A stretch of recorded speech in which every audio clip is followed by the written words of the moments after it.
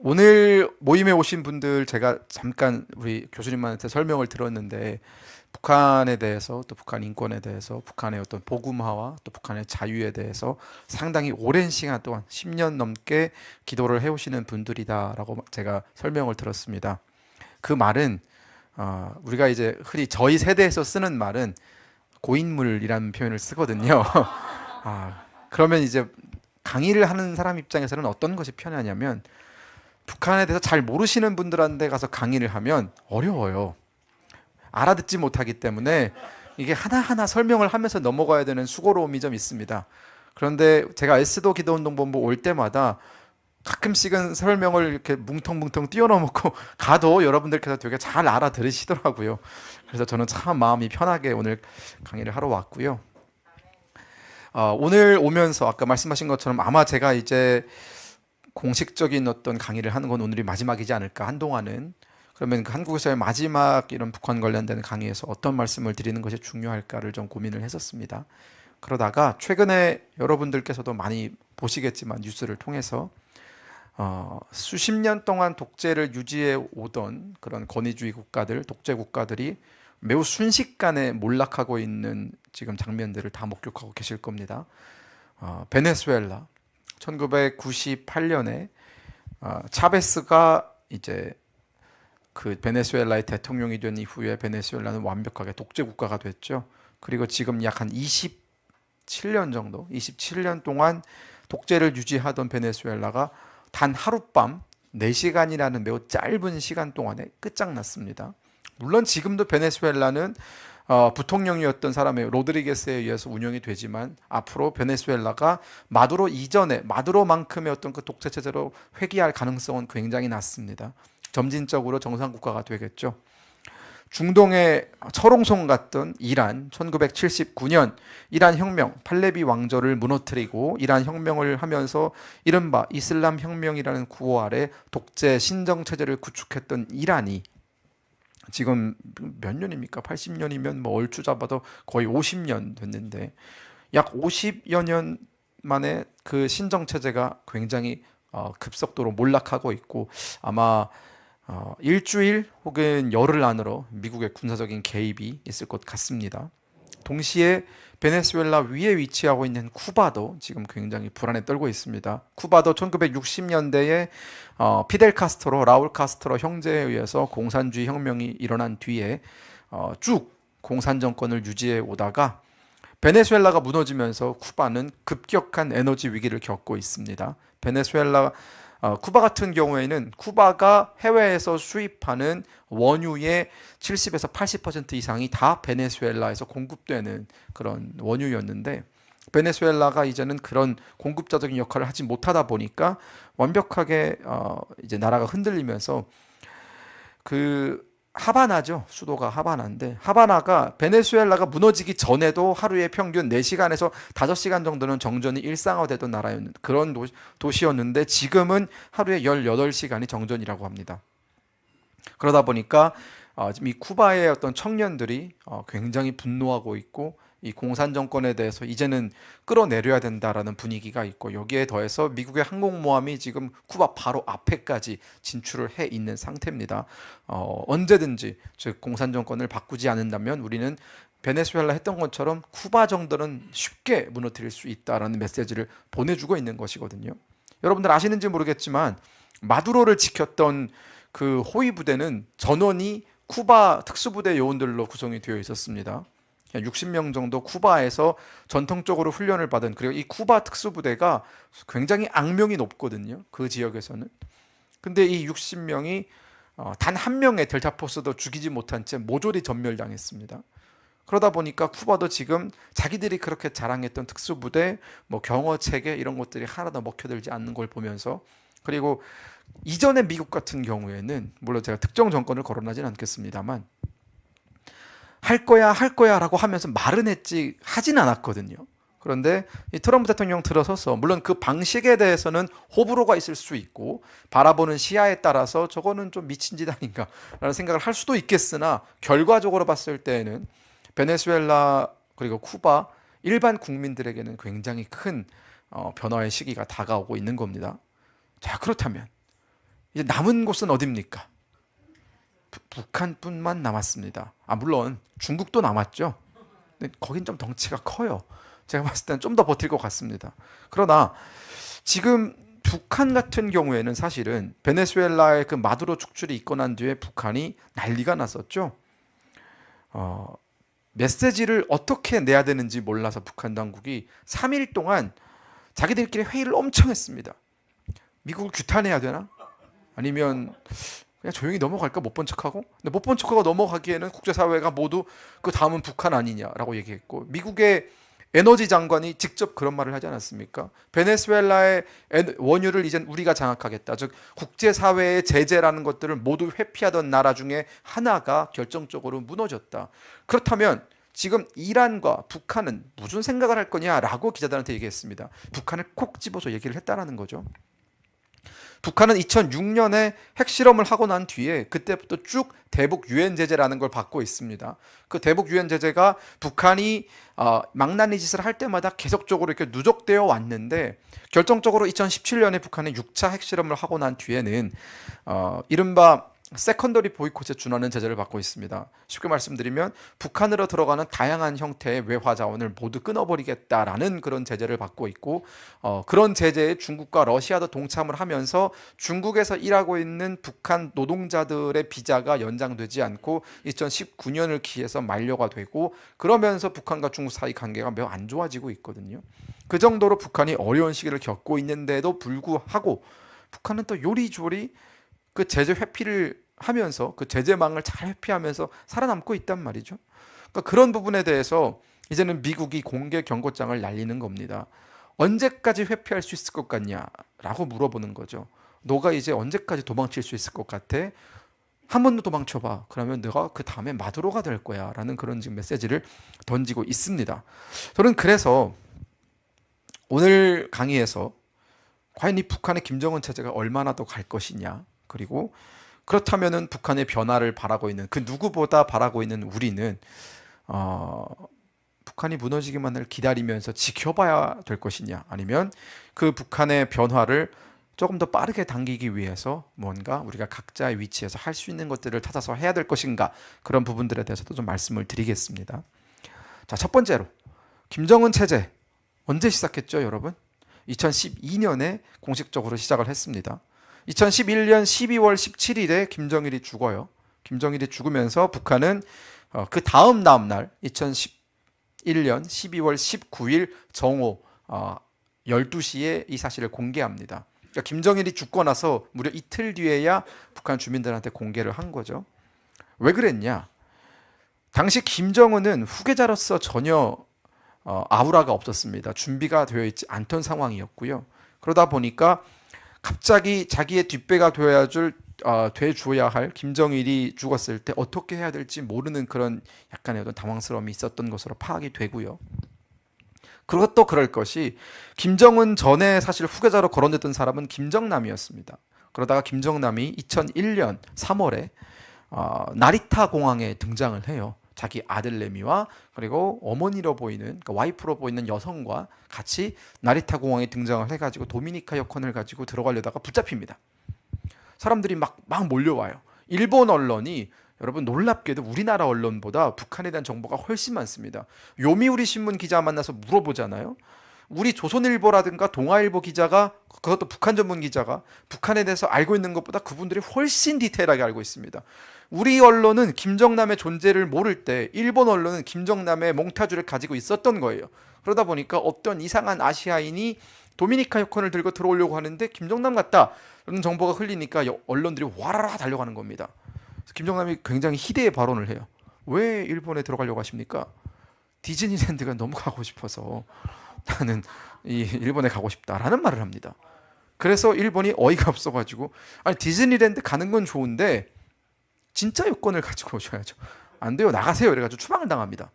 근데 이게 모든 언론에 다 타면서 김정일의 장남 김정남이 디즈니랜드를 가려다가 붙잡혔다, 추방당했다, 이게 헤드라인에 실립니다. 그러면서 이제 김정남은 후계선상에서 지워집니다. 그럼 그때 김정은은 스위스 베른에서 유학을 하고 있었어요. 그러다가 김정은이 갑자기 후계자가 되면서 유학도 취소하고 이제 북한으로 들어가는 과정을 맞게 됩니다. 그래서 2004년쯤에 김정은은 군대를 가요.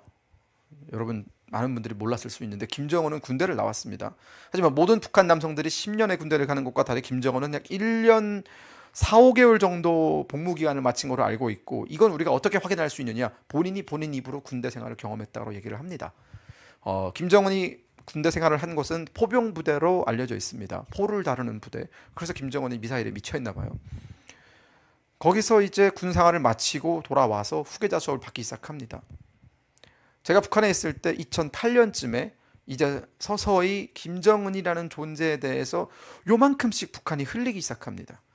이름을 공개한 것도 아니고 얼굴을 공개한 것도 아니지만 청년 대장 혹은 후계자가 있는데 굉장히 젊고 잘생겼다더라, 이런 말을 흘리기 시작합니다. 제가 2009년에 김일성 종합대학을 입학을 했는데, 입학을 해서 딱 첫날에 전체 신입생들 모임을 하는데, 그 모임 자리에서 그 청년동맹에서 나온 간부가 노래 하나를 이제 우리한테 오늘부터 이 노래를 외우셔야 합니다라고 하면서 알려주는데, 그게 발걸음이란 노래였어요. 그래서 이게 이런 노래는 처음 들어보는데 무슨 노래지 했는데 뭐 청년대장, 뭐 김대장, 뭐 발걸음, 뭐 이런 내용이더라고요. 저희는 그때서야 후계자에 대한 노래구나, 그리고 후계자는 별명이 김대장인가 보다라는 생각을 했었죠. 근데 되게 막 소문이 잘생기고 키도 크고 막 그렇게 나서 얼굴은 뭐 하얗고 막 천재고 막 맞는 게 하나도 없어요. 네. 나중에 보니까 뭐 이건 김씨 빼고 맞는 게 하나도 없네라는 생각이 들었었는데, 뭐 아무튼 그래서 그렇게 해가지고 2010년부터 북한 김정은이 공개가 되기 시작해요. 조금씩 언론에 아버지 뒤를 쫄래쫄래 따라다니는 젊은 사람이 보이는데 굉장히 통통하고 막 그런 사람이 따라다녀서 쟤인가 보다, 제가 김정은인가 보다라고 생각을 했었고, 그러다가 아버지가 죽으면서 2011년에 죽으면서 이제 여러분들 다 기억하실 겁니다. 엉엉 우는 사진, 아버지의 그 영정 앞에 서서 엉엉 울면서 막 어쩔 줄 모르는 그 그때가 몇 살이죠?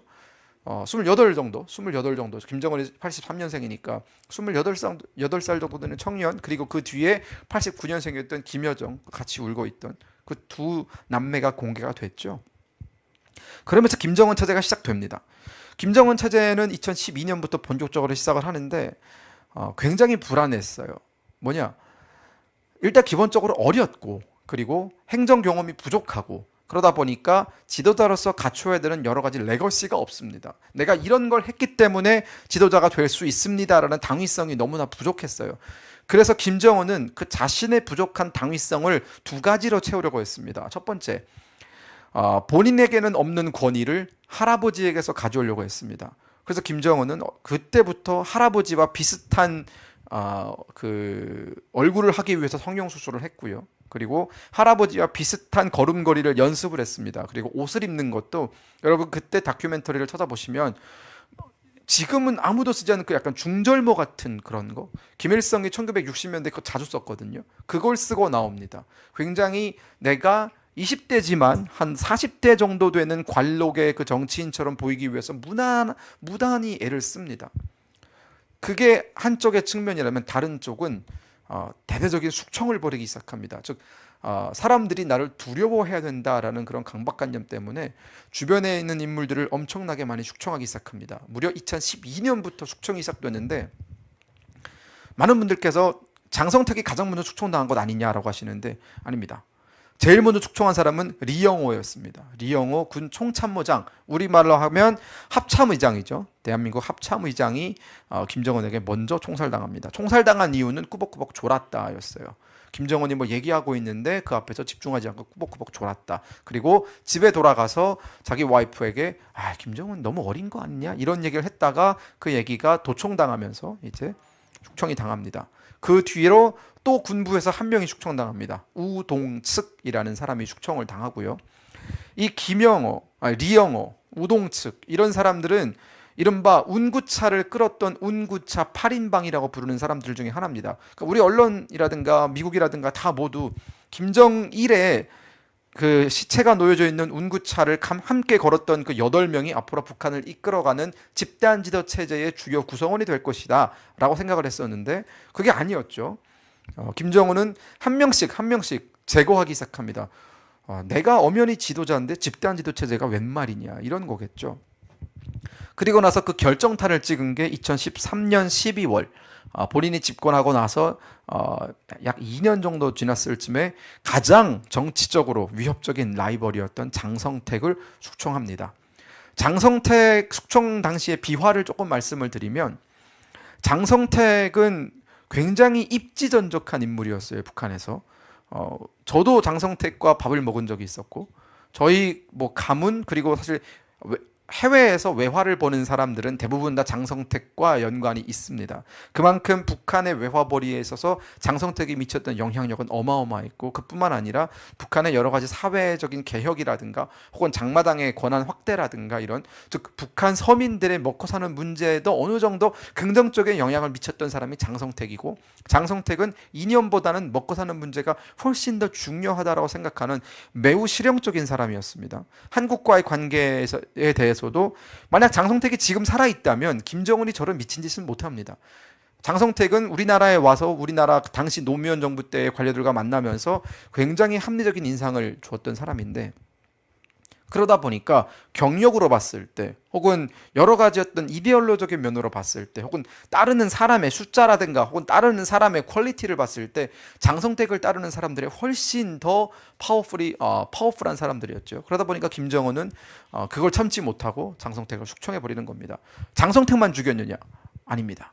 장성택을 따르던 수많은 사람들을 죽였습니다. 뭐 약간 보고서마다 다른데 약 2,000명 정도가 죽거나 혹은 정치범 수용소에 끌려갔다라는 얘기가 있고 가장 대표적으로 우리가 지금도 언론을 찾으면 나오는 것이 해외에 나가 있던 장성택의 가족들이 모두 북한으로 송환돼서 다 총살당합니다. 대표적으로 말레이시아 대사를 지냈던 장용철, 장성택이 아마 조카쯤 될 겁니다. 그리고 독일에 나가 있던 장땡땡, 혹은 뭐 네덜란드에 나가 있던 뭐 장성택의 뭐 처조카, 뭐 사위, 뭐 장성택과 어느 정도 친분 혹은 친척 혹은 혈연 관계에 있는 사람들이 다 해외에 나가 있었는데 그 사람들을 다 불러들여가지고 다 총살을 합니다. 이 부분에 대한 증언은 우리 이일규 전 쿠바 주재 북한 참사님께서 아마 방송에 나와서 구체적으로 해주셨을 거예요. 그분이 외교부에 있다 보니까 당시 외교부에 불었던 장성택의 끄나불들을 숙청하는 작업들을 지켜보셨고 실제 본인이 모시던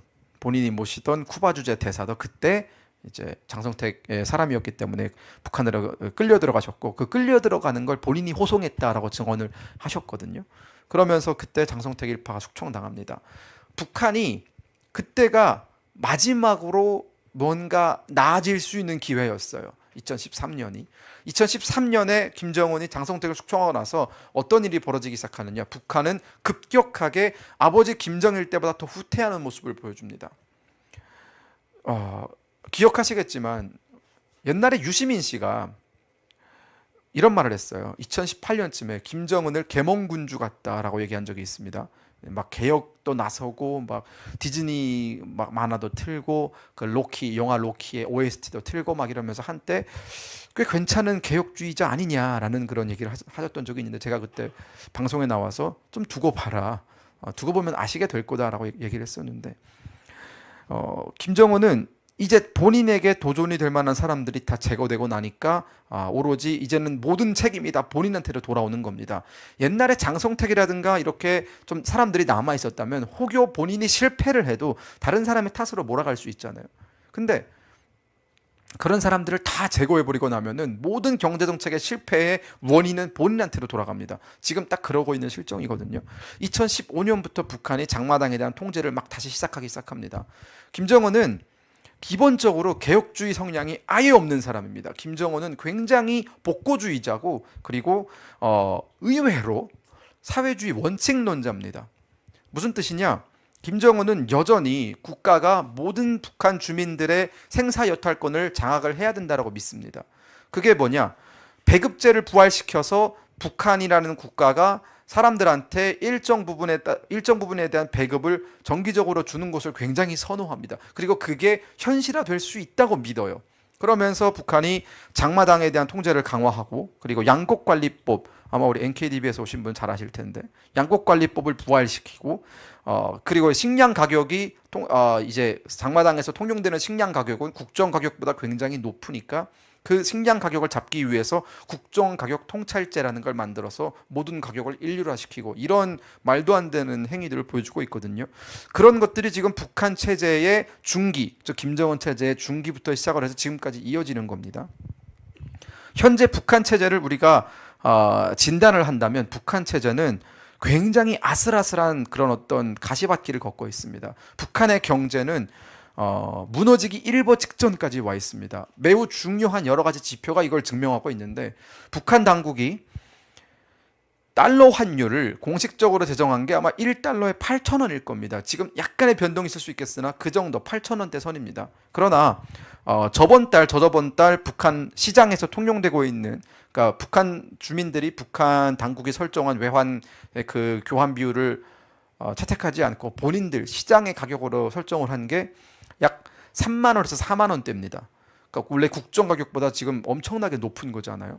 그 말은 북한이 유지하려고 하는 경제 시스템이 지금 제대로 작동하지 않는다는 걸 뜻합니다. 북한이 2020년대 들어서면서 모든 사람들의 돈을 관리하기 위해서 얼마나 수입이 들어오고 얼마나 지출이 나가는지를 관리하기 위해서 카드 사용을 굉장히 독려합니다. 카드를 사용을 하고 계좌를 터서 그 계좌에 대한 어떤 그 접근 권한을 북한 당국이 가져가려고 하는데 북한 사람들이 그럼에도 카드 사용을 하지 않습니다. 이 조선중앙은행이라는 시스템을 신뢰하지 않습니다. 그러면서 여전히 현금 다발을 이만큼 쌓아놓고 있거든요. 그래서 북한이 작년 한 8월쯤에 이런 소문을 흘리기 시작합니다. 급기야. 우리가 화폐 개혁을 한 번 더 할 수 있다. 그러니까 화폐 개혁에 피보기 싫은 사람들은 다 돈을 은행에 넣어라 라고 했는데 어느 누구도 북한 당국의 말을 따르지 않았고 북한 당국이 결국은 본인들이 그런 정보를 흘려놓고 화폐 개혁할 수 있다라는 정보를 흘려놓고 약 2개월 뒤에 그런 조치가 내려옵니다. 화폐 개혁할 수 있다라고 유언비어 퍼뜨리는 사람들을 우리가 처벌하겠다. 그래서 저는 그때 모 방송에 나가서 비속어를 썼어요. 니들이 그랬잖아. 너희가 흘려놓고 도대체 누가 누굴 잡겠다는 거냐 이런 거거든요. 그러니까 지금 북한 당국은 내놓는 경제정책이 모두 실패하고 있습니다. 대표적인 예시 국정가격 정찰제 말씀드릴게요. 북한이 원래 여러분들 알고 계시는 우리 북한 노동자들의 한 달 월급이 한 5,000원, 7,000원 정도로 알고 있었잖아요. 그게 작년, 재작년부터 많이 올랐습니다. 한 사람당 20배에서 25배 정도로 올랐습니다. 그러면 5,000원 정도였으면 25배면 얼마입니까? 그 정도 되죠. 네, 암산 빠르신 분 도와주세요. 근데 자 그렇게 하면 그러면 예를 들어서 5,000원을 받던 사람이 약 7만 5천 원, 10만 원을 받으면 그 사람의 삶이 나아집니까? 가격은 그대로 있습니까? 5,000원대만큼의? 똑같이 오르겠죠. 내가 월급 받는 만큼 가격도 오릅니다. 근데 김정은은 그걸 몰랐던 거예요. 이런 정책이 어떻게 나오느냐. 제가 이건 국정원 고위 간부한테 들은 겁니다. 너무 황당해서. 아니 형님, 이 북한의 월급이 어떻게 이렇게 갑자기 오른 겁니까? 무슨 이런 여러 가지 어떤 스텝 바이 스텝이 전략이 없이 너무나 뜬금없이 오른 거 아닙니까? 라고 했더니 김정은이 이제 밤 한 2시, 3시에 이렇게 고위 간부들과 술을 마시고 있었대요. 요즘 우리 노동자들이 북한 주민들이 겪고 있는 그 생활고의 가장 큰 원인이 뭐냐라고 했더니 그중에 용기 있는 간부 한 명이 요즘 우리 노동자들이 한 달 받는 월급으로 쌀 1kg를 사는 게 어렵다고 합니다. 쌀 1kg 가격이 얼마냐? 한 8,000원 정도 합니다. 월급 얼마냐? 7,000원 정도 합니다. 김정은이 그 얘기를 듣더니 야 그건 잘못된 거 아니야? 그 쌀 좀 마음껏 사 먹을 수 있게 월급 좀 올려줘. 이렇게 해서 올라간 겁니다. 이게 실화예요. 제가 지어낸 얘기가 아닙니다. 그래서 제가 그럼 가격은 안 올라간대요? 했더니 그럼 김정은한테 물어봐야지 왜 나한테 그래? 이러는 거예요. 그러면서 쌀 가격이 미친 듯이 올라갑니다. 그러니까 김정은이 놀란 거예요. 이거는 월급만 올라가야지 왜 쌀 가격도 같이 올라가지? 이러면서 김정은이 그 다음 달에 내놓은 정책이 바로 국정가격 통찰제였습니다. 나는 이 모든 시장 가격이 오르는 게 싫다. 그러니까 국가가 정해준 가격에만 팔아라. 이 가격을 넘어서 더 받는 이윤을 창출하는 사람은 반사회주의자로 처벌하겠다. 이렇게 된 겁니다. 자 그러면서 가장 타격을 입은 데가 여러 개가 있는데 대표적으로 제가 들었던 일화 중에 가장 웃기면서 슬픈 일화가 옥류관에 대한 일화였어요. 옥류관 사장님도 이제 북한 그 노동당원이거든요. 근데 계획이라는 게 있잖아요. 얼마를 팔아서 얼마의 지출을 내서 뭐 얼마의 수입을 걷어가지고 북한 당국에 바쳐야 되는 계획이 있는데 냉면 한 그릇에 뭐 예를 들어 한 6천 원에 팔아라 이렇게 가격을 정해준 겁니다. 근데 그 가격에 팔 수가 없는 거예요. 왜냐? 모든 월급이 다 올라가면 원자재 가격도 올라가겠죠. 그러면 옛날에는 내가 냉면 한 그릇을 만들기 위해서 한 1,000원 정도의 원자재가 들어갔다면 지금은 그 1,000원이 아니라 한 8,000원, 9,000원 정도의 원자료가 들어갑니다. 원재료가. 근데 재료값이 8,000원인데 냉면값을 6,000원에 어떻게 팝니까? 못 팔잖아요. 그러니까 막 우는 소리를 하는 겁니다. 이거 절대로 이렇게 못 팝니다. 이러면 우리가 손해를 입습니다. 지금 원자재 가격이 너무 올라갔는데 예를 들어서 북한이 냉면을 만들려면 자급자족이 안 되니까 다 중국에서 수입을 하는데 그 수입 물품의 가격이 많이 올라갔고 그때가 또 코로나 시기여가지고 수입도 잘 안 돼서 원자재도 굉장히 희귀해서 그만큼의 어떤 부르는 게 가격이던 시절이었는데 이걸 정찰제를 해버리면 어떡하냐라고 했더니 북한 당국이 그건 모르겠고 자력갱생의 정신으로 해라 이렇게 해버린 겁니다. 아니 이게 진짜예요. 그때 자력갱생의 정신으로 이렇게 어려운 난관을 뚫고 나가야 된다라는 구호가 그때 나왔습니다. 다시 한번 나왔습니다. 그러면서 옥류관 사장이 나 이거 도저히 내가 이거 계획을 못하면 근데 모가지가 날아가는데 이거 어떡하지? 막 이러다가 꼼수를 씁니다. 국정가격 정찰제라는 게 약 38,000개 정도의 가격 그 카테고리가 있습니다. 그러니까 이건 얼마에 팔고 이건 얼마에 팔고 북한 당국이 매겨놓은 지금 좀 늘어날 수 있는데 한 4만 개 정도 된다고 보시면 돼요. 4만 개 언더 정도인데 이렇게 그걸 쓱 보다가 아이디어를 냅니다. 평양냉면의 가격은 6,000원이잖아요. 근데 여기다가 잣 몇 달 띄우면 잣 평양냉면이 되는 거예요.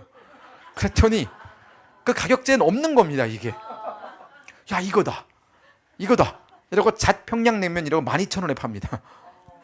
그리고 원래는 닭고기거든요. 북한에서 파는 냉면의 고명은 닭고기가 올라갑니다. 이걸 꽁고기로 바꿨더니 이것도 특별품이다. 이거 없는 거예요. 근데 꽁고기 냉면 해가지고도 한 13,000원에 팝니다. 그런 꼼수를 부리다가 옥류관 사장님 혁명화 가셨어요.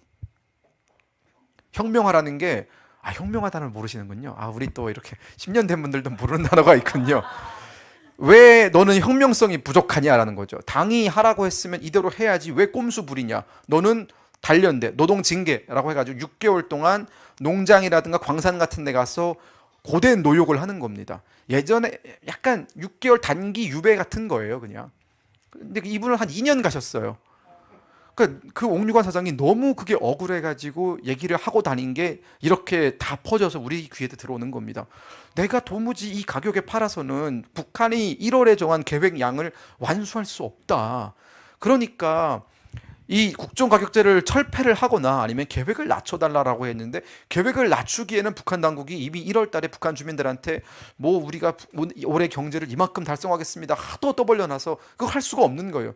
그러니까 그냥 그 중간 단계 사람들한테 옆구리를 꼬집어가지고 니네가 무조건 자력갱생의 정신으로 해야지 라고 하는 겁니다. 이게 무슨 구조냐고요. 이게 말이 됩니까 여러분? 지금 북한 당국이 이렇게 돌아가고 있습니다. 그러면서 이게 2023년에 있었던 일인데 2024년 들어서면서 북한 경제가 완벽하게 하향 곡선하기 시작 마이너스 2%를 찍기 시작합니다. 2024년 1월 들어서서 아사자가 속출합니다. 아마 기사 보신 분들 있을 거예요. 북한에서 또다시 아사자가 발생했다. 1월, 2월이 북한에서는 가장 힘든 시기거든요. 그때가 북한의 보릿고개입니다. 왜냐하면 추수를 하고 북한 당국이 어느 정도 공급해준 식량은 12월까지면 끝이 납니다. 그러면 1월, 2월, 3월, 4월 이때 봄 나물 나기 전 요 시기가 가장 힘든데 이때 아사자가 막 속출을 합니다. 2024년에. 그러니까 북한 당국이 막 놀래는 거예요. 이거 어떡하지? 이거 어떡하지? 막 이러면서 막 여러 가지 방법을 생각해냅니다. 뭐 자강도 정신 끌고 오고, 뭐 강계 정신으로 뭐 쌀 못 먹고 감자 먹어 이런 얘기 하는 겁니다. 진짜 그랬어요. 자강도에 가서 막 사람들이 배급이 요즘 안 나와 너무 어렵다고 했더니 김정은이 아니 자강도 사람들은 원래 감자 좋아했잖아. 감자 먹으면 되잖아. 이런 얘기를 하는 겁니다. 그러니까 사람들이 이건 진짜 너무 막 나간다라는 생각으로 사람 민심이 막 이반되기 시작할 때 하필이면 푸틴이 도와줍니다. 푸틴이 쓱 와서 요즘 뭐 필요한 거 없어? 라고 물어보니까 김정은이 우리가 식량도 없고 뭐도 없다 했더니 푸틴이 나도 좀 없는 게 있다. 그게 뭐냐? 우리가 지금 우크라이나 전쟁 치르고 있는데 머릿수가 너무 부족하다. 너무 많은 사람 러시아 군인들이 죽어나가가지고 이거 우리가 충당 못하겠다. 북한 너희가 좀 도와줄래? 이러니까 북한 김정은이 오케이 우리가 병력 파견하고 미사일 보내고 포탄 보낼 테니까 우리한테 좀 지원을 좀 해달라라고 하면서 2024년 8월에 북한과 러시아가 전격적으로 협정을 맺습니다. 거의 뭐 한미 상호방위 조약에 준하는 그 정도에 준하는 조약을 맺는데 근데 이게 또 트리거가 됐어요. 김정은 입장에서는. 그때 푸틴은 급했거든요. 왜 급했냐? 우크라이나가 러시아 영토인 쿠르스크를 갑자기 확 쳐들어오면서 푸틴이 지금 정치적으로 몰리는 상황입니다. 쿠르스크는 굉장히 중요한 땅입니다. 러시아 입장에서는. 근데 우크라이나군이 들어오면서 서울의 약 한 3.5배 정도 되는 영토를 점령을 해버리니까 푸틴 입장에서는 이걸 빨리 밀어내야 되는데 밀어낼 병력이 없는 거예요. 다 동부전선에 가 있기 때문에. 그래서 북한군한테 빨리 너희가 와서 이 쿠르스크를 좀 메꿔줘 이러면서 5만 가지 약속을 다 해줍니다. 가장 첫 번째, 대륙간 탄도미사일 대기권 재진입 기술 줄게. 너희 대륙간 탄도미사일 맨날 실험하는데 대기권 재진입 기술 없어가지고 힘들지? 우리가 그거 줄게. 정찰위성 발사 북한이 4번 시도했는데 4번 다 실패했거든요. 그중에 2번은 본인들은 성공했다고 우겨요. 근데 제가 봤을 땐 실패했습니다. 근데 어렵잖아. 그 우리가 해줄게. 그래서 김정은을 러시아로 데리고 가서 그 무슨 스푸트니크인가요? 그 러시아 우주 발사 기지를 데려가면서 봐봐 우리 우주 발사 기지 이렇게 괜찮잖아. 우리가 이렇게 다 너희한테 줄게. 약속 다 해줍니다. 또 뭐 해줍니까? 북한이 미그 29라는 전투기가 가장 최신 전투기인데 그게 81년에 생산된 전투기예요. 그리고 초기형입니다. 초기형. 그러니까 레이더도 굉장히 옛날 레이더. 근데 북한 공군의 최신형이거든요. 그거 우리가 다 업그레이드 해줄게. 그래서 뭐 별의별 약속을 다 해요. 그러니까 김정은이 입이 여기까지 걸립니다. 나 이제 됐다. 나 이제 인생 폈다. 이제 우리 푸틴 형님 말만 들으면 된다. 이러면서 당시 중국이 그때 북한한테 야, 너 푸틴 너무 그렇게 믿지 마. 너 그러다 뒤통수 맞는다. 근데 막 김정은이 막 감정 섞인 말을 시진핑한테 막 쏟아냅니다. 우리가 어려울 때 동지라고 했던 자들은 우리를 도와주지 않았다. 근데 우리 푸틴 형님만이 우리를 도와준다. 그래서 주중대사관에 나가 있는 북한 외교관들한테 전문이 날아가요. 이 전문을 우리 국정원이 이렇게 입수를 해가지고 국회에서 보고를 했는데 이제는 중국 눈치 보지 말고 우리 중국에 나가 있는 우리 북한 외교관들 할 말 다 해라. 외교관 만났을 때 당당하게 우리 주권을 지키는 말 다 해라. 라면서 막 중국을 냉대하기 시작합니다. 왜냐하면 중국이 북한이 도와달라고 할 때마다 찔끔찔끔 도와주면서 막 그렇게 통이 크게 도와주진 않았는데 푸틴은 뭐 이것도 해준다 저것도 해준다 다 약속을 했잖아요. 그렇게 해서 북한 군인 몇 명이 죽었습니까 여러분? 2,000명이 죽었습니다. 2,000명이 죽었고요. 그리고 6,000명이 부상당했습니다. 2만 명 정도가 파병됐는데 그중에서 한 8,000명 정도가 죽거나 부상당했어요. 그리고 이건 전멸이거든요. 우리가 보통 어떤 부대가 3분의 1 정도의 병력이 전투 불능 상태에 빠지게 되면 전멸했다라고 평가를 하고 그 부대를 뺍니다. 북한은 2만 명 파견했는데 그중에서 지금 거의 8,000명에 달하는 사람들이 죽거나 팔다리가 사라졌거든요. 그런 어마무시한 피해를 입었다라는 건 김정은 정권한테는 정권의 명운이 걸리는 문제예요. 아무리 북한 사람들이 배운 게 없고 민주주의가 모르고 화도 없고 뭐 이런 독재체제 살다 보니까 그러려니 해도 내 자식이 아무런 명분이 없는 전쟁에 나가서 죽었는데 그거에 대해서 우리나라 만세 외칠 수 있는 사람이 몇 명 있겠습니까? 그러니까 북한 사람들이 막 화가 나기 시작하는 거예요. 왜냐? 전투에 내보냈는데 나간단 말도 안 하고 나갔어요. 얼마 전에 MBC가 물론 저는 MBC를 별로 좋아하지는 않습니다만 PD수첩에서 아주 훌륭한 기자가 우크라이나에 포로로 잡혀있는 북한군 2명을 인터뷰를 했습니다. 물어본 거예요. 부모님이 러시아 나갈 때 아셨냐? 몰랐다라고 합니다. 본인들은 러시아 나가는 거 알았냐? 몰랐대요. 어떻게 알았냐? 배를 타라고 해서 배를 탔더니 내렸더니 러시아 사람들이 엄청 많더라. 아, 내가 러시아에 왔나 보다라고 생각을 했대요 그때. 그러면서 막 전투에 내보냈는데 기초적인 보호장구도 갖춰지지 않은 상태에서 우크라이나군이 그냥 드론을 이렇게 날려가지고 이렇게 쓱 보니까 북한군이 그냥 걸어오고 있더래요. 그 우크라이나의 벌판에서 보호장구 하나 없이 기본적으로 장갑 차량 정도는 타고 올 텐데 러시아가 그것도 제공을 안 해준 겁니다. 왜냐? 러시아는 러시아 병사들이 중요하니까 러시아 병사들이 이동할 때는 장갑차에 태워서 보내지만 북한군은 알아서 나가 이런 겁니다. 그래서 북한군이 1열 정도를 쏘가지고 러시아 그 들판을 총 들고 걸어오는 겁니다. 그러니까 우크라이나의 드론이 보고 뭐지 이거 해가지고 처음엔 공격을 안 했대요. 너무 희귀해서 뭐지 이러고 보다가 이렇게 되는 건가 이렇게 막 쐈답니다. 그러니까 그 참상을 겪고, 그러니까 지금 북한 주민들은 얼마나 부글부글 끓겠습니까? 그러니까 김정은이 이 부글부글 끓는 사람들의 마음을 달래주려면 러시아가 약속한 것들을 받아내줘야죠. 러시아가 이거 줄게 저거 줄게 이거 줄게 저거 줄게 이걸 다 받아오면 그나마 명분이 서는 거 아닙니까? 자, 이거는 굉장히 충격적인 데이터인데 북한이 지금까지 러시아에 제공해 준 걸 돈으로 환산하면 16조 정도가 됩니다. 16조. 반면에 러시아가 북한에게 다시 제공해 준 그 약속했던 것들을 제공해 준 게 9천억 정도입니다. 15대 1이에요. 15대 1. 미사일 비행기 업그레이드 시켜준다, 뭐 식량 지원해준다, 경제난 해결해준다라고 해서 보낸 게 1차적으로 보낸 게 말 59마리였습니다. 러시아에서 이른바 명마라고 하는 말 59마리 보내줬고요. 김정은 타고 다니라고 러시아에서 생산하는 그 우루스라는 자동차가 있습니다. 그거 한 11만 불 할 거예요. 11만 불, 아니 11만 불이 아니죠. 110만 불, 한 11억 정도 하는 차를 보내줬습니다. 놀랍게도 그 뒤로 아무것도 안 오고 있어요. 네. 대륙간 탄도 미사일 기술, 여러분, 러시아가 바보입니까? 그걸 어떻게 줍니까? 우리가 그거를 전략무기라고 칭하는 데는 이유가 있습니다. 전략무기라는 것은 내가 가졌을 때 전략적 가치가 극대화되는 걸 전략무기라고 합니다. 아니, 저 사람도 가지고 나도 가지고 있으면 그게 왜 전략무기예요? 그냥 방방이죠. 너도 나도 다 쓸 수 있는데. 핵잠수함 기술, 그거 가지고 있는 나라 5개도 안 됩니다, 이 세계에. 근데 러시아가 북한한테 그걸 준다? 그걸 어떻게 줍니까? 못 줘요. 정찰위성 발사 기술, 정찰위성을 쏴서 적궤도 혹은 중고도 궤도에 올릴 수 있는 나라는 이 지구상에 3개밖에 없습니다. 중국, 러시아, 미국밖에 없어요. 영국도 정찰위성 쏘려면 미국의 지원을 받아야 됩니다. 굉장히 어려운 기술이고 우리나라가 지금 그 4번째 대열에 들어서려고 노력을 하고 있는 거예요. 근데 러시아가 그거를 북한한테 왜 줍니까? 그러니까 이 계약은, 이 딜은 처음부터 푸틴에게 철저히 농락당했던 김정은의 실패작이 됐습니다. 김정은은 지금 굉장히 두려워가 있습니다. 어떻게 하냐? 여러분, 최선희가 한 달에 한 번씩 러시아 갑니다. 왜 갈까요? 약속했던 거 제발 좀 줘. 야, 너희가 이런 거 약속했잖아. 최선희가 거의 울며 불며 하소연하고 있다고 합니다. 이런 얘기도 나왔대요. 이거 안 해주면 김정은 정권 무너진다.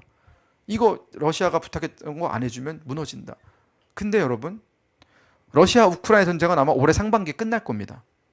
전쟁이 끝나요. 그러면 북한이라는 그 효용 가치는 러시아 입장에서는 사라집니다. 전쟁이 끝나면 러시아는 전후복구에 들어가야 됩니다. 그럼 전후복구에 들어갔을 때 가장 많이 필요한 건 뭡니까? 돈이죠.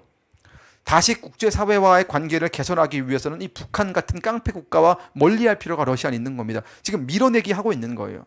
그래서 김정은이 이거 이러다 진짜 큰일 나겠다 싶어가지고 작년이죠. 작년 9월에 중국을 또 슬그머니 갑니다. 그렇게 욕해놓고 중국에 쓱 갑니다. 그때 이제 중국의 전승절 80주년 기념 행사였는데 그 천안문 광장에 이제 그 망원루라고 합니다. 천안문 광장에서 내려다보는 걸 망원루라고 하는데 거기에 좌정은 우푸틴, 시진핑 가운데 서 있고 이렇게 하면서 우리 언론도 막 김정은이 국제사회에 돌아왔다, 뭐 다자 외교에 돌아왔다, 뭐 이런 얘기 합니다. 근데 김정은은 그때 누구를 데려갔습니까? 김주애를 데려갔어요. 김주애 손목을 꼭 잡고 얘야, 내가 러시아도 상대해보고 이 중국도 상대해봤는데 저 푸틴 저것도 사기꾼이네. 그냥 우리 믿을 건 중국밖에 없다 이러고 이 자기의 후계자로 될 수 있는 김주애 선을 중국한테 데리고 가서 얘가 내 후계자가 될 사람인데 제발 좀 봐줘 라고 데리고 간 겁니다. 근데 여러분, 중국 사이트에 들어가셔가지고 당시 김정은의 사진을 찾아보면 굉장히 재밌는 사진을 하나 발견할 수 있습니다. 북한의 노동신문은 그때 왕이 외교부장이 영접 나왔거든요. 왕이가 김정은과 김주애를 나란히 맞이하는 사진을 북한 노동신문은 실었어요. 중국의 신화통신과 환구시보는 왕이를 이렇게 왕이 뒤에서 김정은과 왕이만 만나는 걸 찍었고 김주애가 김정은 뒤에 있는 사진, 안 보이는 사진을 찍었어요. 그리고 그 사진이 다 중국 언론에 도배가 됩니다. 그러니까 중국은 네가 김주애를 데리고 오든 말든 우린 상관하지 않겠다. 우리한테 필요한 건 김정은이 중국에 왔다는 것뿐이다. 이거였거든요. 그러면서 김주애는 그때 여러분 베이징까지 왔는데 그 어떤 공식 석상에도 못 나갑니다. 베이징 대사관 밖을 벗어나지 못했다라고 해요. 물론 쇼핑하러 갔을 수는 있겠죠. 몰래. 그러면서 이제 김정은은 그때부터 머리가 꼬이기 시작하는 겁니다. 내 후계자 구도를 보통 북한은 김정일이 후계자가 될 때도 김일성이 김정일의 손을 잡고 중국으로 건너가서 소개를 시켰고요. 당시 덩샤오핑을 만나면서 얘가 내 뒤를 이어갈 사람이니까 잘 부탁한다라고 얘기를 했었고, 김정은도 2010년에 김정일이 후진타오를 만나러 가면서 김정은 손을 데리고 갑니다. 그때 김정은의 외교 무대 데뷔였거든요. 얘 내 후계자니까 잘들 부탁한다. 그걸 다시 연출을 한 겁니다. 근데 그게 잘 안 됐어요. 지금 받아주지 않고 있습니다. 김정은이 거기서 또 삐졌어요. 그래서 올해 신년사를, 연하장이라고 하죠. 그러니까 그 시진핑이 새해 축하하고 우리 올해도 좀 잘해보자라는 식으로 이제 연하장을 보냅니다. 근데 북한 당국이 옛날 같으면 그 연하장을 중화인민공화국의 시진핑 주석께서 연하장을 보내셨습니다라고 대문짝만하게 노동신문에 일면에 실어야 되거든요. 근데 그렇게 안 합니다. 또 푸틴 대통령께서 보낸 연하장을 일면에 싣고 시진핑이 보낸 연하장은 저기 베트남 총리, 베트남 여기랑 같이 이렇게 묶어버리는 겁니다. 그러면서 지금 이 김정은의 조울증 외교가 북한의 외교를 지금 망치고 있는 단계에 와 있습니다. 여기까지가 지금 현재거든요. 여기 바로 일주일 전이거든요. 그 연하장 이슈가. 자, 그럼 미래 어떻게 할 것이냐? 지금 북한을 연구하는 사람들한테서 가장 우리가 주목하고 있는 건 북한 체제가 10년을 가지 못할 거다라는 얘기입니다. 여러분, 김주애를 왜 후계자로 앉히는 것 같으세요? 김주애는 2013년생 정도입니다. 그러면 올해 나이가 몇 살이죠? 14살 정도 됐습니다. 중학교 들어가야 되는 나이예요. 근데 그 중학교 들어가야 되는 어린 여자에게 권력을 물려주는 그런 후계자 승계 작업을 하고 있다는 것은 두 가지 정도로 해석을 할 수 있습니다. 첫 번째, 오랫동안 후계자 수업을 받아서 결국은 한 10년, 20년 후계자 수업을 받아서 나중에 후계자가 됐을 때 그래도 후계자 수업을 어렸을 때부터 받았기 때문에 괜찮다라고 내세우려는 명분. 첫 번째. 두 번째, 김정은에게는 시간이 별로 없다. 김정은에게는 내가 만약 빠른 시일 안에 유고를 하게 되면 어떤 준비도 갖추어지지 못한 내 딸은 완벽하게 권력 구도에서 밀려날 가능성이 있으니 그 전에 어떤 식으로든 우격다짐으로 후계자로 사람들한테 각인을 시켜야겠다라는 건데, 저를 포함한 많은 북한 학자들은 그 두 번째 가능성을 높게 보고 있습니다. 왜 그러냐면 북한은 가부장적인 사회입니다. 우리가 흔히 생각하는 가부장적인 사회의 열갑절 가부장적인 사회입니다. 거기가 여성이 최고 지도자가 될 수 있다라는 생각은 그 누구도 할 수 없는 겁니다. 아마 김정은 스스로도 받아들이기 어려울 거예요. 근데 그걸 하고 있습니다. 지금 북한이. 게다가 이제 14살 된 친구에게 후계자라고 하면서 어른 흉내를 내는 그런 메이크업을 하고 복장을 입히고 군부대 장성들과 악수를 시키고 이런 모습들은 괴이합니다. 사실 굉장히 괴이해요. 왜 저러지? 라는 생각이 드는 겁니다. 근데 저만 그런 생각을 하는 줄 알았어요. 제가 북한에서 유학 나온 지금 중국이라든가 러시아에 나와 있는 유학생들과 많은 대화를 나눕니다. 그 친구들 하나같이 하는 얘기가 자기들도 모르겠다라는 거예요. 아니 도대체 김주애가 뭔데 저렇게까지 하는 거냐. 그리고 만약 김주애가 후계자가 된다면 그거를 현실로서 받아들일 수 있는 용의가 있냐. 결코 없다고 합니다. 왜 그러냐. 아니 뭔 여자가 최고 지도자가 되냐라는 말을 그들도 합니다. 그러니까 이거는 굉장히 북한 사회의 근본을 흔드는 거거든요. 이 펀더멘탈을 흔든다라는 건 엄청난 리스크가 동반되는 겁니다. 가장 북한의 근본이라고 할 수 있는 군부. 이 군부는 얼마 전에 북한 공군 80주년, 북한 공군 창립 80주년 행사가 있었는데 김정은이 저만치 걸어가요. 자기 수행원들이랑 같이 장성들 악수를 다 하고 걸어갑니다. 예전 같으면 김주애는 아버지 뒤잡게 쫄래쫄래 따라가야 되는데 김주애는 가만히 서 있더라고요. 아버지 저만치 갑니다. 그리고 아버지가 카메라 앵글에서 사라져요. 김정은이. 그러니까 김주애가 자기 수행원들이랑 터벅터벅 걸어가면서 장성들 손을 하나씩 잡는 겁니다. 이렇게. 그러니까 김정은이 내가 여기서 조연이 되더라도 내 딸내미가 장성들과 악수하고 군을 통제하는 모습을 보여주겠다라는 게 보이거든요. 근데 그 장성들 표정을 보면은 이거 어떻게 해야 될지 모르는 표정입니다. 요만한 여자애가 와가지고 그래 너 수고한다 이러면 여러분 기분 어떠시겠어요? 내가 이걸 죽여 살려 이런 생각이 안 들겠습니까? 지금 그런 상황인 거죠. 그러니까 김정은이 지금은 어떻게든 살아 있으니까 사람들이 뭐라 못 하는데 만약 김정은이 죽으면 지금 김정은이 몸무게가 140kg거든요. 네. 그리고 다양한 고관절병과 그리고 성인병은 한 5개 정도를 가지고 있습니다. 뭐 고지혈증부터 시작을 해가지고 심혈관 계통의 각종 질환을 가지고 있고, 심근경색은 또 집안 내력으로 가지고 있습니다. 여기에 고혈압은 당연한 거겠죠. 그리고 뭐 췌장에 또 신장에 문제가 있다고 합니다. 그러니까 김정은은 지금 본인이 죽게 되면은 김여정 같은 하이에나 같은 자기 동생이 자기 딸내미들을 다 밀어 제끼고 후계자가 될까봐 지금 굉장히 급작스럽게 북한의 모두를 당황시키면서 후계자 구도를 만들고 있는 겁니다.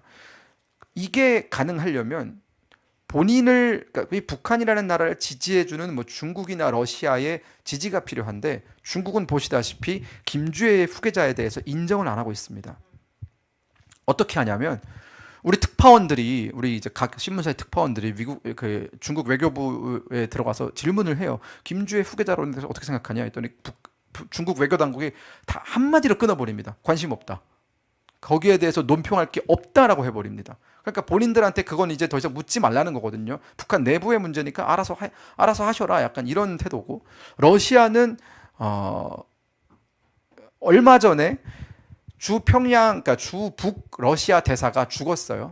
그 노환으로 죽었습니다. 자연사했는데 그 사람이 김주애를 그렇게 예뻐했대요. 그래서 그 사람이 죽은 날 김주애가 가서 막 눈물 흘리고 막 이랬다는데, 러시아도 사실은 몇몇의 북한과 아주 특수한 관계를 맺고 있는 사람들을 제외한다면 북한에 대한 이해도가 기본적으로 낮습니다. 그렇기 때문에 김주애 후계자론에 대해서 지지를 잘 안 해줍니다. 북한은 지금 스스로 고립무원의 길을 가고 있는 겁니다. 그리고 김정은은 언제 죽을지 모르겠어요. 작년에 미국의 굉장히 유명한 보험회사에서 보고서를 하나 발표했습니다. 2026년에 김정은이 병으로 돌아갈 확률이 높다, 죽을 확률이 굉장히 높다라고 하면서, 그때 북한에서 다양한 이슈가 발생하면 우리는 어떤 곳에 투자를 해야 된다라는 그런 투자 가치적 목적에서 북한을 들여다본 그런 리포트가 하나 있었는데, 지금 제가 느끼기에는 북한은 5년, 10년 정도밖에 못 갈 것 같다라는 생각이 듭니다. 이 모든 것들은 김정은의 건강에 달린 거겠고요. 그리고 지금 여러분들 봤을 때는 그래도 북한이 무너지는 걸 가장 싫어하는 나라는 중국이니까 중국이 북한의 뒷배 역할을 그래도 해주지 않을까라고 하는데, 다행스러운 것은 이건 다행스러운 거죠. 시진핑도 별로 그렇게 건강이 좋지 않습니다. 시진핑이 얼마 전에 뭐 장류사도 죽이고 뭐 지금 군부 2인자도 죽이고 하면서 굉장히 권력을 강화하고 있는 것 같지만, 아무리 그 권력을 가지고 이 사람 죽이고 저 사람 죽이고 누구 숙청해도 죽일 수 없는 건 자기의 줄어드는 생명입니다. 이른이 넘었어요, 그분도. 그리고 다양한 병을 가지고 있고, 사람은 늙으면 죽습니다. 시진핑도 언젠간 죽겠죠. 그리고 10년 안에 시진핑도 죽을 겁니다. 그러면 재밌는 사실을, 시진핑과 김정은이 집권한 시기가 같아요. 2012년 둘 다 집권했습니다. 저는 그 시대가 막을 내리고 있다는 느낌이 들어요. 시진핑과 김정은 때문에 우리가 참 고생이 많았는데 저 둘 다 곧 사라지겠구나라는 생각이 듭니다.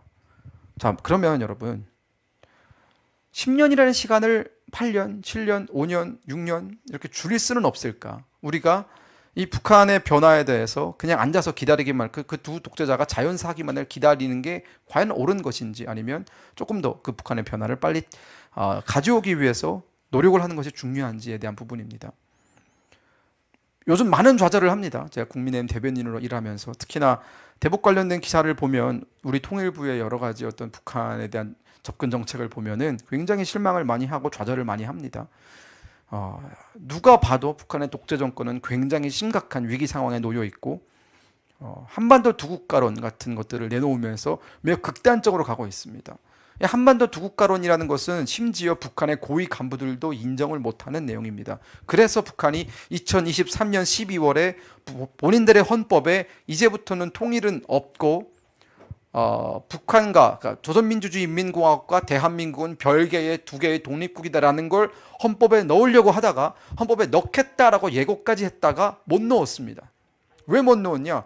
북한 주민들의 반발이 너무 세서 그랬어요. 지금 탈북민 아무나 붙잡고 물어봐도, 북한 주민 아무나 붙잡고 물어봐도 통일해야 되냐고 물어보면, 물론 우리 국민은 한 49%가 통일을 반대하지만 북한 주민들은 95%가 통일은 해야 된다고 생각합니다. 그만큼 북한 주민들의 통일에 대한 생각은 굉장히 강하거든요. 할아버지, 아버지 시대, 김일성, 김정일 시대를 겪으면서 통일에 대해서 세뇌받을 대로 받았기 때문에 흔들리지 않습니다. 근데 김정은이 들어서면서 본인의 리더십을 강화시키기 위해서 김일성과 김정일을 꾸준히 깎아내렸습니다. 선대가 이런 것도 잘못했고 저런 것도 잘못했기 때문에 자기는 다른 길을 가겠다라고 하면서 끊임없이 그런 김일성을 깎아내리는 일을 했고, 여기에 방점을 찍은 게 통일은 하지 않겠다, 그리고 이제는 두 개의 별개의 국가다라는 거였는데, 북한의 어르신들이 그런 말을 합니다. 김정은 네가 김일성보다 잘한 게 뭐냐?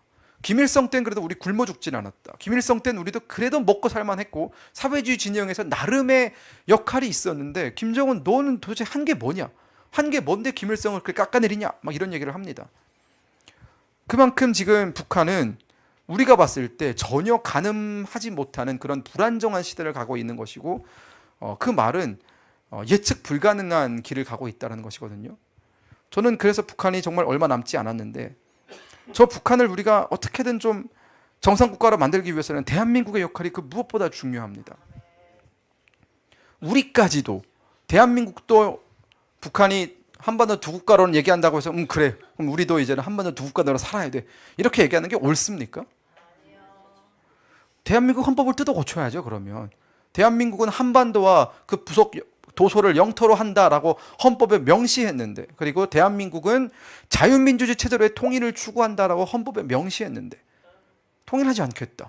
그리고 이제는 조선민주주의 인민공화국이라고 불러주면서 그 체제를 존중한다, 그들의 생활 방식을 존중한다, 그들의 리더십을 존중한다라는 말을 하면 그건 북한 주민에게 도움이 되는 겁니까? 아니면 북한 독재 정권에게 도움이 되는 겁니까? 제가 저번 주에 국회 도서관을 갔다가 깜짝 놀랐습니다. 노동신문이 있더라고요.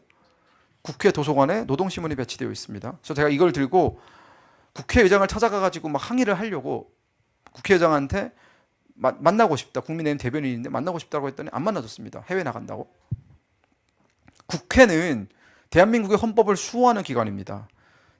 입법기관이라고 하는 것은 대한민국 헌법의 아래서, 대한민국 헌법의 가치 아래서 대한민국을 이끌어 나가는 법을 만드는 기관 아닙니까? 그러면 그 누구보다 헌법을 준수해야 되는 사람들이 바로 국회의원들이고 이 국회가 하는 역할입니다.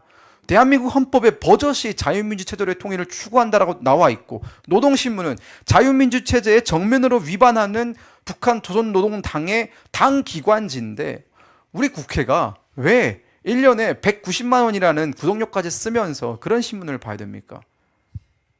그걸 여러분 지금 19곳에서, 우리나라 공공기관 19곳에서 이 노동신문을 지금 공식적으로 배포하고 있거든요. 1년 구독료가 190만 원입니다. 이거는 대북제재 위반이에요. 대북제재는 뭐라고 되어 있습니까? 북한으로 들어가는 모든 형태의 현금을 차단한다고 되어 있습니다. 근데 지금 우리 국회가 유엔이 정한, 미국이 정한 대북 유엔 제재를 위반하고 북한으로 현금을 들여보내고 있는 겁니다. 그 노동신문 읽어보는 게 190만 원의 가치가 있습니까? 제가 19년 동안 북한에 살 때 노동신문을 본 게 한 3번 정도였어요. 그 만화가 가끔 실릴 때가 있거든요. 밑에 그 만화 같은 거 볼 때, 그 지하철 기다리다가 하도 볼 게 없어가지고 노동신문을 보다가 내가 이 노동신문을 보면서 지하철을 기다리는 차라리 걷는 게 낫겠다 싶어가지고 걸었던 적도 있습니다. 그만큼 노동신문은 그냥 쓰레기 같은 겁니다. 심지어 화장실 갈 때도 그건 안 들고 가요. 휴지 종이가 너무 안 좋아서. 아니 실제입니다. 근데 그런 정말 쓰레기통에 들어가야 되는 그 노동신문을 우리 국회 도서관에 버젓이 비치해두는 사람들, 이런 사람들을 저는 개인적으로 반국가 세력이라고 부릅니다. 이런 말하면 극우라면서요. 또 이런 말하면 뭐 윤호개인이라면서요. 막 저 공격 많이 받거든요. 국민의힘 대변인 극우다, 윤호개인이다. 네, 여기까지. 네. 아니 뭐 부르세요. 저는 극히 우수한 사람이라서 극우라고 부르는 거에 거리낌이 없는데요. 아니 노동신문을 보는 것보다는 제가 더 정상적이지 않습니까? 노동신문 그 190만 원씩 써가면서 읽을 가치가 전혀 없는, 차라리 그거 읽으면 여러분 성경을 읽으세요. 네, 성경을 배치하십시오, 차라리. 그러니까 저는 이렇게 드리는 말씀은, 요즘 교회가 많이 어렵습니다. 그렇죠? 교회에서 북한 인권 얘기하면 너 왜 정치 얘기하냐, 너 왜 그런 얘기하냐라고 합니다. 심지어 대통령까지 나와서 정교분리 원칙 위반했다고 하면서 교회가 자기를 비판했다고 막 제재를 가해야 된다, 혹은 뭐 없애야 된다, 뭐 혼쭐을 내줘야 된다는 이런 얘기가 뭐 곳곳에 터져 나옵니다. 근데 저는 그 사람들이 하나님을 안 믿어서 그런지 모르겠지만 종교와 정치를 분리한다라고 하는 개념은 정확히 알아두세요. 정치가 종교에 개입하지 말라는 뜻이지 종교가 정치에 대해서 뭐라고 얘기하는 건 괜찮습니다. 이건 표현의 자유거든요. 이건 굉장히 기초적인 겁니다. 기독교 믿으시는 분들, 뭐 소수지만 이슬람 믿으시는 분들, 뭐 천주교 믿으시는, 불교 믿으시는 분들, 그분들은 신자의 기준에 대한민국 국민입니다. 대한민국 국민이면 누구나 다 정치에 대해서 이 소리도 할 수 있고 저 소리도 할 수 있는 거예요. 아니 그러면 일부 정신 나간 교회에서 김정은 찬양하고 북한 제사 찬양하는 거예요? 말이 안 되잖아요. 여기 앉아 계신 분들은 이재명 대통령 욕할 수도 있고 뭐 잘하면 칭찬할 수도 있는 겁니다. 그건 자유예요. 우리가 대한민국의 국민으로서 우리가 가지고 있는 종교의 자유, 정치의 자유, 표현의 자유인 겁니다. 근데 그거에 대해서 나를 비판한다고 교회를 탄압하겠다?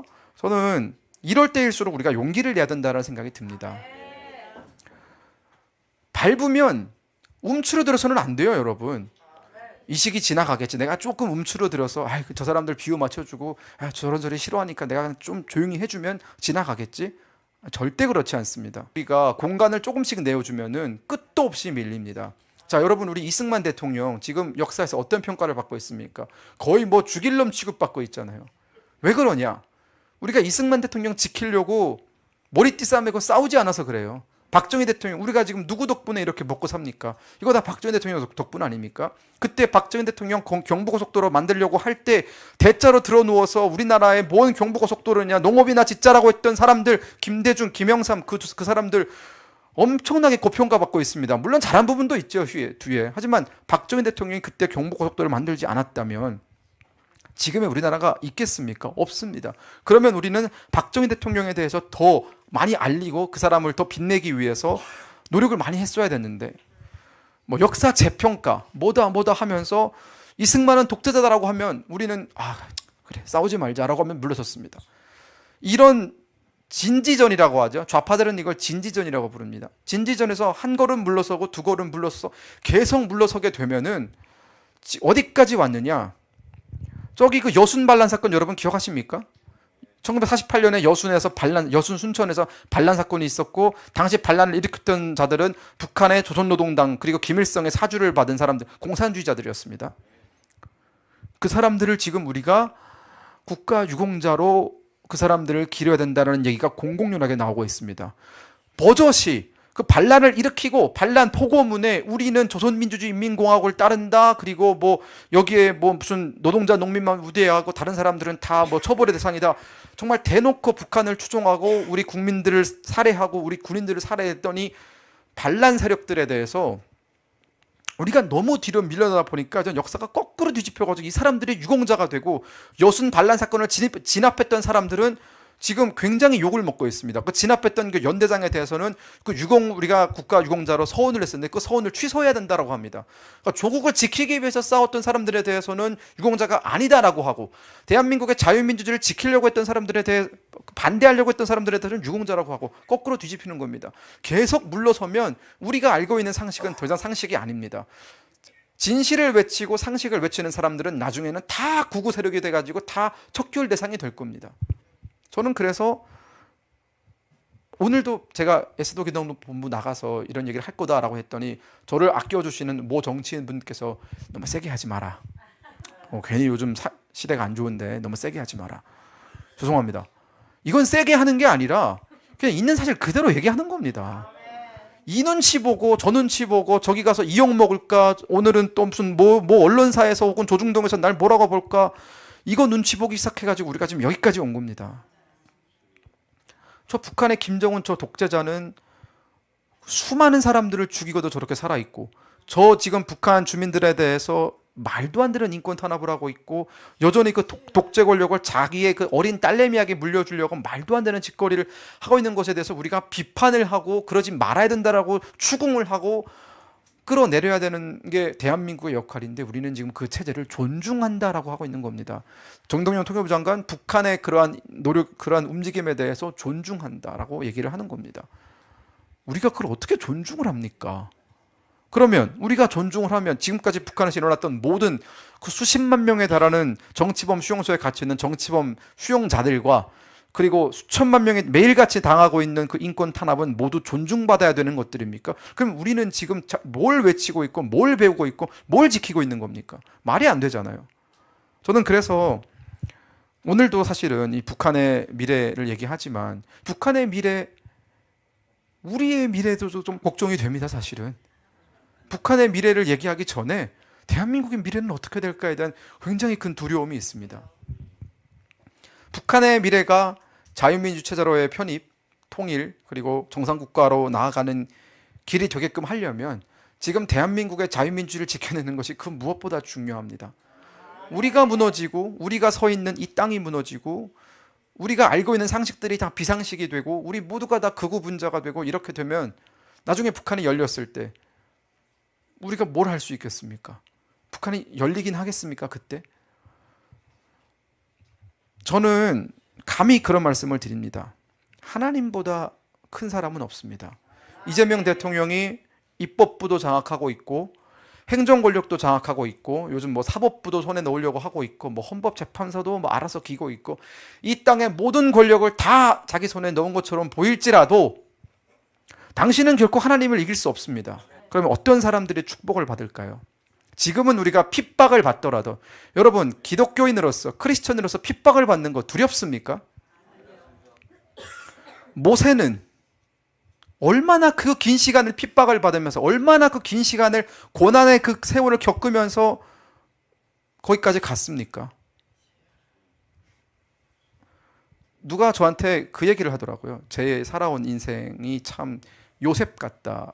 뭐 그런 얘기를, 뭐 사도 바울 얘기도 많이 들었었고, 바울, 요셉, 인생이 순탄치 않았습니다. 요셉, 그 사람 순탄했습니까, 교수님? 하지만 결국은 다 하나님의 쓰임을 받았고 우리가 지금까지도 기억하는 하나님의 중요한 사람들이 됐습니다. 지금 우리가 겪고 있는 여러 가지 어려움, 앞으로 겪을 어려움, 혹은 교회가 받을 뭐 여러 가지 핍박, 저는 그것은 대한민국을 바로 세우기 위한 우리 하나님의 여정 속에 있다라고 믿고 있고요. 우리가 그 안에서 믿음을 놓지 않고 그럼에도 하나님이 이 땅의 모든 권력자들, 모든 위정자들보다 더 세다. 언젠가 하나님께서 이 모든 것을 바로잡아 주실 거다라는 믿음만 있다면 저는 사실 뭐 크게 두렵지 않습니다. 네. 사실 오늘 북한 얘기하려다가 갑자기 뒤에 한국 정치 얘기를 해버려 가지고 좀 죄송한데요. 이 북한 얘기가 북한 얘기가 결국은 우리가 북한을 제대로 된 나라로 만들고 통일을 시키고 자유민주 체제로 정말 이 한반도를 하나님께서 역사하시는 그런 복음의 땅으로 만들려면은 대한민국이 바로 서야 됩니다.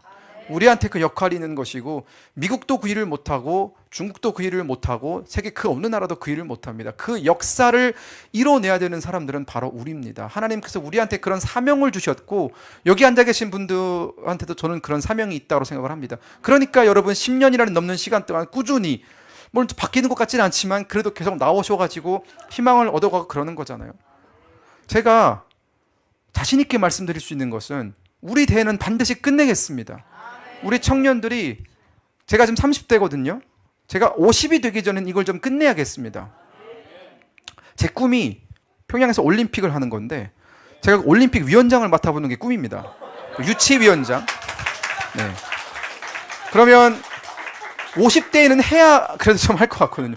나중에 60이, 뭐 60, 70, 물론 우리가 100세 시대니까 괜찮지만 50대에는 이걸 좀 꼭 해야겠다라는 생각이 있어서 반드시 그런 것들을 해내겠다라는 말씀을 드리겠고, 뭐 유학을 가는 것도 마찬가지입니다. 어떤 분은 저한테 국민의힘 대변인이면 지금 당이 어려울 때 열심히 싸워야지 왜 도피를 하느냐라고 하시더라고요.